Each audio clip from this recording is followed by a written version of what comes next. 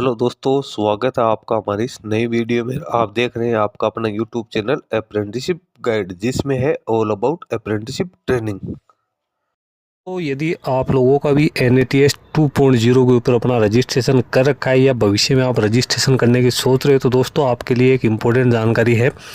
वो NATS portal के regarding है। वो यहाँ पे इसकी ऑफिशियल वेबसाइट NATS 2.0 की ऑफिशियल वेबसाइट पोर्टल है, उसके ऊपर जारी की गई। जी हाँ दोस्तों, ये जानकारी है APAAR-ID के रिगार्डिंग। जी हाँ दोस्तों, APAAR-ID अब सभी कैंडिडेट्स के लिए जो भी NATS पोर्टल पे रजिस्टर्ड हैं या जो भविष्य में रजिस्ट्रेशन करेंगे उनके लिए कंपल्सरी है। इसके बगैर आप न तो कॉन्ट्रैक्ट जारी कर सकते हो और न ही कहीं एप्लीकेशन फॉर्म है, न तो आपका कॉन्ट्रैक्ट इश्यू होगा और न ही कहीं आप अपना एप्लीकेशन फॉर्म है वो यहाँ पे सबमिट कर पाओगे। यानी आपको अपने पोर्टल पे लॉगिन करने के लिए सबसे पहले APAAR-ID है उसको जनरेट करना ज़रूरी है। अब किस प्रकार से आप जनरेट कर सकते हो, क्या इसकी प्रोसेस रहेगी, इसमें क्या क्या डॉक्यूमेंट्स रिक्वायर्ड है, इसकी क्या ज़रूरत पड़ेगी, वो चीज़ें मैं आपको बताऊंगा। सबसे पहले तो मैं आपको बताऊं कि ये आईडी है क्या। तो APAAR-ID का पूरा जो फुल फॉर्म है automated permanent academic account registry, जो कि मैंडेटरी है। 12 डिजिट यूनिक आईडी है NATS रजिस्ट्रेशन के लिए। इसको जो स्टूडेंट का जो एकेडमिक रिकॉर्ड है और जो अप्रेंटिसशिप ट्रेनिंग है वो एक सिस्टम के ऊपर यहाँ पे जोड़ दी जाएगी, जिसके माध्यम से कैंडिडेट के सारे डाटा हैं वो एक जगह सेव हो जाएंगे। मैंडेटरी है। अभी 7 अप्रैल 2026 इसकी लास्ट डेट दे रखी थी, लेकिन अभी भी आप NATS पोर्टल पर जाओगे तो अपनी आईडी वहाँ से जनरेट कर सकते हो। अभी भी आपको ऑप्शन दिया हुआ है। अब ये आईडी है क्या, तो इसके लिए आप जैसे ही NATS पोर्टल पर लॉगिन होते हो तो सबसे पहले आप लोगों को ऊपर एक पॉपअप दिखाई देगा, introducing APAAR-ID as mandatory for relevant activities as per the instructions from ministry of education. APAAR-ID has been made mandatory for following activities for new student registered हैं। जो भी कैंडिडेट NATS पोर्टल पे आप registration करेंगे उनके लिए भी ये कंपलसरी है।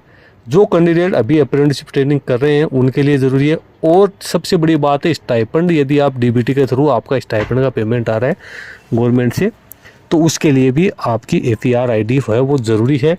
स्टूडेंट तो 7 अप्रैल 2026 तक है, वो इसमें अपना रजिस्ट्रेशन कर सकते हैं। रजिस्ट्रेशन करने की प्रोसेस बिल्कुल नॉर्मल है। सबसे पहले आपको NATS पोर्टल पे अपनी आईडी यूज करते हुए लॉगिन करना है। जैसे आप लॉगिन करोगे तो आपको यहाँ पे प्रॉम्प्ट है वो दिखाई देगा, जिसमें आपसे ये पूछेगा कि आपकी पहले से APAAR-ID है या नहीं है। यदि है तो आपको यस करना है, यदि नहीं है तो आपको इसको नो करना। आप जैसे नो करोगे तो आपकी यहाँ पे डिटेल्स है वो ओपन हो जाएगी, जिसमें आपका नेम, डेट ऑफ बर्थ वगैरह आएगी। उसके बाद में आप इस पर क्लिक करके और अपनी जो आईडी है उसको क्रिएट कर सकते हो। यदि आपकी पहले से आईडी बनी हुई है तो आप लोगों को है वो ओनली यहाँ पे वेरीफाई करना ज़रूरी है। जैसे आप वेरीफाई करोगे उसके बाद में आप लोगों की है वो आईडी है वो आपके NATS पोर्टल से लिंक हो जाएगी। यहाँ पे कुछ FAQ भी दे रखी है APAAR-ID के रिगार्डिंग। तो व्हाट इज़ APAAR-ID, तो इसमें आपको बता रखा है कि 12 नंबर की एक डिजिटल आईडी है जो कि आपके एजुकेशनल रिकॉर्ड है उसको सिक्योर करेगी।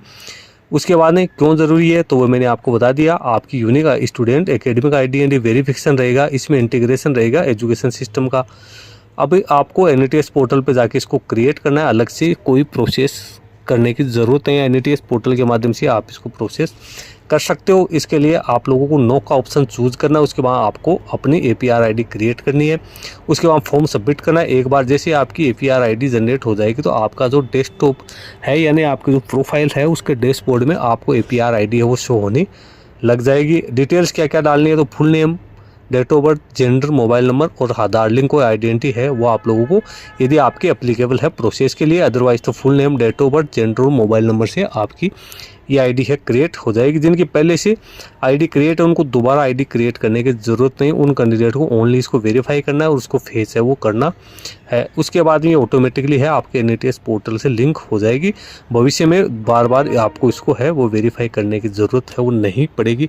तो दोस्तों सभी कैंडिडेट जो NATS पोर्टल पर रजिस्टर्ड हैं, जो अप्रेंटिसशिप ट्रेनिंग कर रहे हैं या जो भविष्य में ट्रेनिंग करने की सोच रहे हैं और जो अपना रजिस्ट्रेशन करना चाह रहे हैं, वो सभी कैंडिडेट अब अपनी APAAR-ID है उसको जनरेट कर ले। मैंने तो अपनी आईडी है वो जनरेट कर ली है।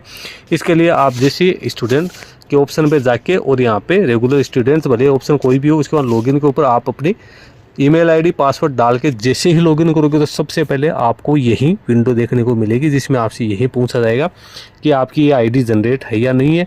यदि आपकी पहले से है तो इसको यस करना है, उसको आपको वेरीफाई करना है। यदि आपकी आईडी नहीं है तो नो करके, और जो डिटेल्स उस पर मैंने बताई है, full name, date of birth, mobile number आएगा, उसके बाद में आप इसको क्रिएट कर सकते हो। एक बार आईडी क्रिएट होने के बाद दोबारा आपको बार बार इसको क्रिएट करने की ज़रूरत नहीं है। तो ये मैंडेटरी है NATS यूजर्स के लिए, इसलिए सभी कैंडिडेट्स अभी अपनी आईडी जनरेट करें ताकि वो किसी भी अपॉर्चुनिटी के लिए अपना एप्लीकेशन फॉर्म सबमिट कर सकते हैं। उनका कॉन्टैक्ट है वो यहाँ पे इश्यू हो सके, उन्हें किसी प्रकार की कोई समस्या का सामना नहीं करना पड़े। दोस्तों, ज़्यादा जानकारी के लिए आप NATS पोर्टल पर जाके और यहाँ पे जो ये गाइडलाइंस दे रखी है उसको रीड आउट कर सकते हैं।